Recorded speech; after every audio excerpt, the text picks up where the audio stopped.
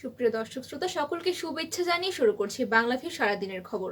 Studio থেকে এই মুহূর্তে সরাসরি যুক্ত হয়েছি আমি শ্রাবণী তালুকদার। এই অনুষ্ঠানের মাধ্যমে আমরা আপনাদেরকে জানিয়ে দেওয়ার চেষ্টা করি সারাদিনে ঘটে যাওয়া কিছু গুরুত্বপূর্ণ খবর। চলুন জেনে নেওয়া যাক আজ সারাদিনের কিছু গুরুত্বপূর্ণ ঘটনা সংক্ষিপ্ত রূপে। মৌলভীবাজারের কমলগঞ্জে এক রাতে একই বাড়ি থেকে 7টি গরু চুরি হয়েছে।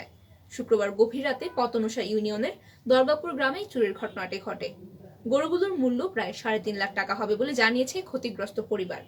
জানা যায় দরগাপুর এলাকায় বক্সের বাড়ি মোহাম্মদ নিজামুল বক্স ও তার চাচা মোহাম্মদ মুমিন বক্স ফজরের নামাজ পড়ে ঘুম থেকে উঠে দেখেন গোয়াল ঘরে গরু নেই। আশেপাশের বিভিন্ন এলাকায় খোঁজাখুঁজি করে গরু না পেয়ে শমশেরনগর পুলিশ ফাঁড়িতে জানান।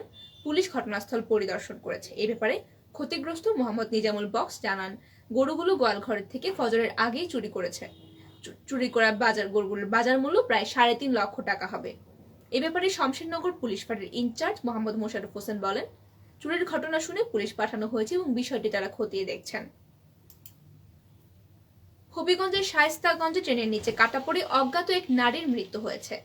শনিবার সকালে উপজেলার লেঞ্জাপাড়া এলাকায় এই দুর্ঘটনাটি ঘটে। খবর পেয়ে রেলওয়ে পুলিশ মরদেহ উদ্ধার করে ময়নাতদন্তের জন্য হবিগঞ্জ সদর আধুনিক হাসপাতালে পাঠিয়েছে। শায়েস্তাগঞ্জ রেলওয়ে ফাঁড়ির ইনচার্জ হারুনুর রশিদ বিষয়টি নিশ্চিত করে জানান, আখাউড়া থেকে ছেড়ে আসা সিলেটগামী সুরমা মেল ট্রেনের নিচে কাটা পড়ে ওই নারীর মৃত্যু হয়। স্থানীয়দের মাধ্যমে খবর পেয়ে মরদেহ উদ্ধার করে পুলিশ। তবে নিহতের নাম পরিচয় এখনো জানা যায়নি। পরিচয় শনাক্তে পুলিশ কাজ করছে। সিলেট বিভাগে একদিনে 2টি ট্রেনের ইঞ্জিন বিকল হওয়ার ঘটনা ঘটেছে। এতে যাত্রীরা ভোগান্তিতে পড়েন। ঢাকা সিলেট রোডে 3 ঘন্টার জন্য ট্রেন চলাচল বন্ধ ছিল। সিলেটের রেলওয়ে স্টেশন সূত্রে জানা যায়, চট্টগ্রাম থেকে ছেড়ে আসা উদয়ন এক্সপ্রেস ট্রেন শনিবার 7 মে সকাল 6টায় সিলেট ফেঞ্চগঞ্জ রেলওয়ে স্টেশনের মধ্যবর্তী লালমাটি এলাকায় আসা মাত্র ট্রেনের ইঞ্জিনটি নষ্ট হয়ে যায়। এতে লালমাটি এলাকায় ট্রেনটি আটকা পড়ে। এই অবস্থায় যাত্রীরা দুর্ভোগের মাঝে পড়েন। অনেকে ট্রেন থেকে নেমে বিকল্প যানবাহনে তাদের গন্তব্যের দিকে যাত্রা করেন। পরে সকাল 7টার দিকে একটি বিকল্প ইঞ্জিনের মাধ্যমে ট্রেনটি সিলেট রেলওয়ে স্টেশনে নেওয়া হয়। তবে এই সময়ের মধ্যে অন্য কোনো ট্রেন চলাচলের শিডিউল না থাকায় যোগাযোগে কোনো বিঘ্ন ঘটেনি। অপরদিকে মৌলভীবাজারের মনু এলাকায় সকাল 10টার দিকে ঢাকা থেকে ছেড়ে আসা সুরমা মেল ট্রেনের ইঞ্জিন বিকল হয়ে পড়ে। এতে সকালে ঢাকা সিলেট রুটে ট্রেন চলাচলে বিঘ্ন ঘটে। পারাবত ট্রেনের ইঞ্জিন পাঠিয়ে সুরমা মেল ট্রেনকে স্টেশন থেকে সরিয়ে নেওয়া যাওয়া হয়। এতে 3 ঘন্টা পর এই রুটে ট্রেন চলাচল স্বাভাবিক হয়। চলে যাচ্ছে পরবর্তী সংবাদে। ঈদ উপলক্ষে গত কয়েকদিন ধরে সিলেটের পর্যটন স্পটগুলোতে প্রতিদিনই সমাগম ঘটছে লাখো পর্যটকের। তবে ঈদ আনন্দের নামে প্রায় রাস্তা কাঁপিয়ে ট্রাক বা পিকআপে চড়ে কিছু উচ্ছৃঙ্খল যুবক লাউড স্পিকারের উচ্চস্বরে গান বাজিয়ে তালে তালে উদ্যম নাচ করে ছুটতে দেখা যায়। ঈদের পরদিন সিলেটের বিভিন্ন রাস্তায় দেখা গেছে এমন দৃশ্য। বিশেষ করে সিলেট ভোলাগঞ্জ ও জাফলং সড়কে উচ্ছৃঙ্খল যুবকরা এমন কাণ্ড ঘটাচ্ছেন বেশি। বিষয়টি পুলিশের নজরে আসার পরপরই অ্যাকশনে নামে পুলিশ। এমন ট্রাক বা পিকআপ যেখানেই পাচ্ছে সেখানে গাড়ি থামিয়ে এসব উচ্ছৃঙ্খল যুবককে ফিরিয়ে দিচ্ছে পুলিশ।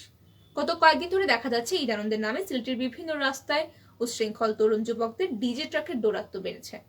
ট্রাক বা পিকআপে মাইক বেঁধে উচ্চস্বরে হিন্দি গান বাজিয়ে তরুণ যুবকরা গানের তালে তালে নাচছে। অনেক সময় তাদের হাতে থাকে রং। রাস্তায় চলাচলে গাড়িতে এবং মানুষের শরীরে তারা রং ছিটিয়ে দেয়। মহিলা কিংবা তরুণী দেখলেই উৎপাত বেশি বাড়ে। তবে এমন ট্রাক বা পিকআপ দেখলে এখন পুলিশ আটকে দিচ্ছে, থামাচ্ছে উচ্ছৃঙ্খল যুবক তরুণদের। গতকাল সিলেট তামাবিল সড়কের বটেশ্বরে এমন দৃশ্যই দেখা গেছে।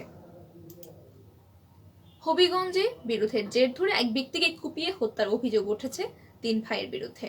সদর উপজেলার রাজুরা ইউনিয়নের সুকচর গ্রামে শুক্রবার বেলা 3টার দিকে এই ঘটনা ঘটে। নিহতের নাম শাহজাহান মিয়া, জানিয়েছেন সদর মডেল থানার ভারপ্রাপ্ত কর্মকর্তা গোলাম মুর্তজা। পরিবারের বরাতে তিনি জানান, জমি নিয়ে শাহজাহানের সঙ্গে অনেকদিন ধরেই তার চাচাতো ভাই আকসার আলী ও বিল্লাল মিয়ার বিরোধ ছিল। 2 মাস আগে দুই পরিবারের মধ্যে সংঘর্ষের ঘটনা ঘটে। এই সময় শাহজাহান মিয়ার হামলায় তার চাচা কুদ্দুস মিয়া মারা যান। এতে ক্ষিপ্ত ছিলেন কুদ্দুসের ছেলে আকসার ও বিল্লাল। তাদের সঙ্গে হাত মেলালেন শাহজাহানের আপন ছোট ভাই জয়নাল মিয়া। ওসি জানান, বাড়ির পাশের রাস্তায় শুক্রবার একা পেয়ে শাহজাহানকে কুপিয়ে হত্যা করেন আকসার, বিল্লাল ও জয়নাল। তাদেরকে আটকে অভিযান চলছে। সিলেটের পাইকারি বাজার কালীঘাট ও মহাজনপট্টিতে তেলের সংকট চলছে।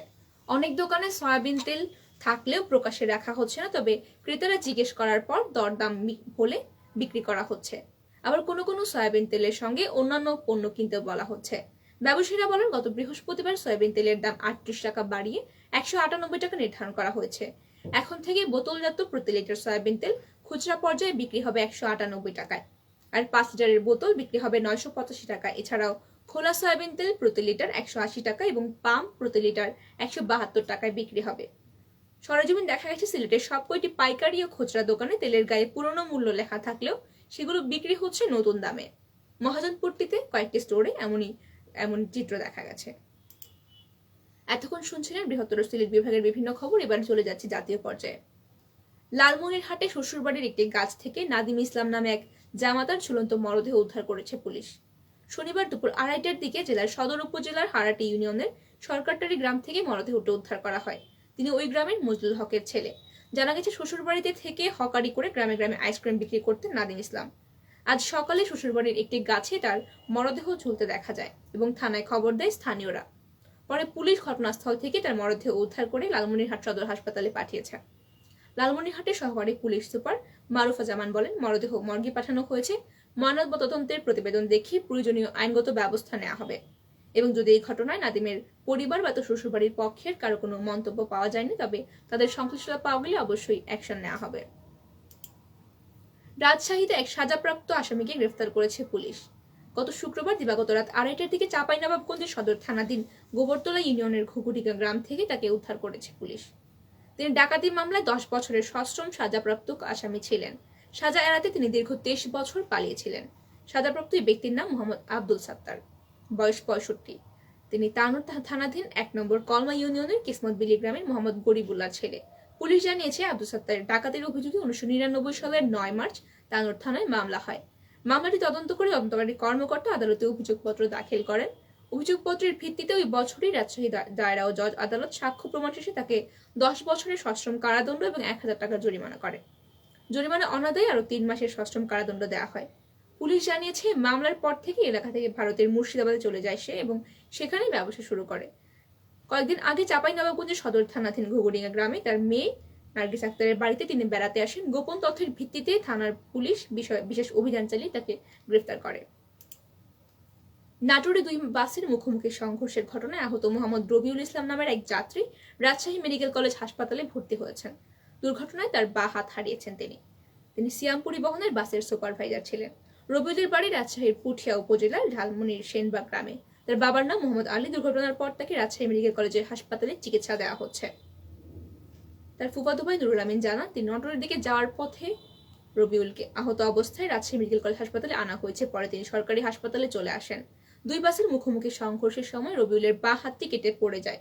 পরে তাকে নাটোরের বনপাড়া আমিনা ক্লিনিকে প্রাথমিক চিকিৎসা দেওয়া শেষে রাজশাহী হাসপাতালে আনা হয়। এবারে আন্তর্জাতিক। ইউক্রেনের শান্তি ও নিরাপত্তা বজায় রাখা নিয়ে রাশিয়া সহ জাতিসংঘ নিরাপত্তা পরিষদের সদস্যরা গভীর উদ্বেগ প্রকাশ করেছে। এই সংকটের মুখে শান্তিপূর্ণ সমাধানের খোঁজে জাতিসংঘ মহাসচিব অ্যান্তোনিও গুতেরেসের প্রচেষ্টায় সর্বসম্মতভাবে সমর্থন জানিয়েছে তারা। ইউক্রেনের রুশ হামলার পর এই প্রথম কোনো বিবৃতি দিতে সক্ষম হয়েছে নিরাপত্তা পরিষদ। সর্বসম্মতভাবে বিবৃতিটি গৃহীত হয়েছে। নরওয়ে এবং মেক্সিকোর আনা এই বিবৃতির সংক্ষিপ্ত বক্তব্যটি গতকাল শুক্রবার গ্রহণ করে জাতিসংঘের এই সংস্থা। বিবৃতিতে বলা হয়, ইউক্রেনের শান্তি ও নিরাপত্তা বজায় রাখা নিয়ে জাতিসংঘ নিরাপত্তা পরিষদ গভীর উদ্বেগ প্রকাশ করেছে। নিরাপত্তা পরিষদ স্মরণ করছে জাতিসংঘের সনদ অনুযায়ী আন্তর্জাতিক বিরোধ শান্তিপূর্ণ উপায়ে মীমাংসার বাধ্যবাধকতার বিষয়টি সদস্য রাষ্ট্র গ্রহণ করেছে। তীব্র অর্থনৈতিক সংকটে বিপর্যস্ত শ্রীলঙ্কা জনবিক্ষোভ থামাতে অবশেষে দেশ জুড়ে জরুরি অবস্থা জারি করেছেন দেশটির প্রেসিডেন্ট গোতাবায়া রাজপাকসে। শুক্রবার শ্রীলঙ্কার প্রেসিডেন্টের দপ্তর থেকে জারি করা এক নোটিশে এই নির্দেশ দেওয়া হয়েছে। নোটিশে বলা হয়েছে, জনগণের নিরাপত্তা নিশ্চিত করতেই এই নির্দেশ দেওয়া হয়েছে। শনিবার থেকে এটি কার্যকর হবে। শ্রীলঙ্কার আইন অনুযায়ী জরুরি অবস্থা চলাকালে দেশের সেনাবাহিনী মোতায়েন সহ নির্বিচারে গ্রেফতারের ক্ষমতা রাখেন প্রেসিডেন্ট। মহামারী ও সরকারের ত্রুটিপূর্ণ কর নীতির কারণে ডলারের রিজার্ভ ব্যাপকভাবে কমেছে শ্রীলঙ্কায়। চলতি সপ্তাহে দেশটির অর্থমন্ত্রী জানিয়েছেন, কেন্দ্রীয় ব্যাংকে মাত্র 5 কোটি বিদেশি মুদ্রার রিজার্ভ রয়েছে। বিদেশি মুদ্রার রিজার্ভ কমে যাওয়া জ্বালানি তেল, খাদ্য, ওষুধ সহ নিত্য প্রয়োজনীয় অনেক দ্রব্যই আমদানি করতে পারছে না দেশটি। মুদ্রাস্ফীতি দিন দিন বাড়ছে এবং দেশটিতে শুরু হয়েছে ভয়াবহ আর্থিক এবং মানবিক সংকট। এই পরিস্থিতিতে গত 2 মাস ধরে শ্রীলঙ্কার প্রেসিডেন্ট গোতাবায়া রাজপাকসের পদত্যাগের দাবিতে বিক্ষোভ চলছে শ্রীলঙ্কায়। শুরুর দিকে জনগণের দাবি ছিল শ্রীলঙ্কার প্রেসিডেন্ট, প্রধানমন্ত্রী ও মন্ত্রী পরিষদের সবাইকে ক্ষমতা ছেড়ে দিতে হবে। জনগণের দাবি আংশিকভাবে মেনে নেয় সরকার এবং গত মাসের প্রথম সপ্তাহে একসঙ্গে পদত্যাগ করেন মন্ত্রিপরিষদের সব সদস্য। এপ্রিলের শেষ দিকে পদত্যাগ করেন শ্রীলঙ্কার প্রধানমন্ত্রী মাহিন্দা রাজপাকসেও, কিন্তু তাতে বিক্ষোভ পরিস্থিতি প্রশমিত হয়নি। তাই বাধ্য হয়ে এবার তিনি জরুরি অবস্থা জারি করেছেন।